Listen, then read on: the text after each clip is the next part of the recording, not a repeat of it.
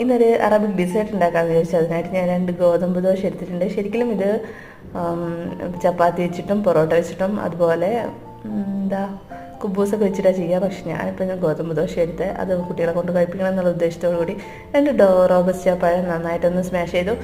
അതിൽ ഈ ഗോതമ്പ് ദോശ ഒന്ന് ബ്ലെൻഡ് ചെയ്തിട്ട് അതുകൂടി ചേർത്ത് ആ ഗോതമ്പ് ദോശ നന്നായി ചൂടുകളൊക്കെ ചേർത്ത് നന്നായി നരച്ചെടുത്തിരുന്ന് അടിപൊളിയായതിനെ അതിലോട്ട് കുറച്ച് ഫ്രഷ് ക്രീമും പിന്നെ കുറച്ച് ഡേറ്റ്സ് ചെറുതായി മുറിച്ചതും കുറച്ച് നട്ട്സ് ബദാം കിസ്മിസ് പിന്നെ കുറച്ച് പീനട്ടും എല്ലാം കൂടി ചേർത്തൊന്ന് മിക്സ് ചെയ്തെടുത്തു.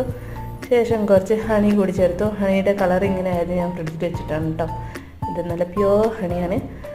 അപ്പോൾ എല്ലാം കൂടി ഒന്ന് മിക്സ് ചെയ്ത് നല്ല ഹെൽത്തിയാണ്, ടേസ്റ്റിയാണ്. ഗോതമ്പ് ദോശ മാത്രം കുട്ടികൾക്ക് കൊടുത്താൽ അവരെന്തായാലും കഴിക്കാൻ പോകില്ല. ഇതെൻ്റെ ഫ്രണ്ടിൻ്റെ മെനുവിൽ ഉണ്ടായിരുന്ന ഒരു റെസിപ്പിയാണ് കേട്ടോ. പക്ഷേ ശരിക്കും ടെക്സ്ചർ ഇങ്ങനെയല്ല വരിക, പക്ഷേ അടിപൊളി ടേസ്റ്റ് ആയിരുന്നു. അപ്പോൾ ഓക്കെ, താങ്ക് യു.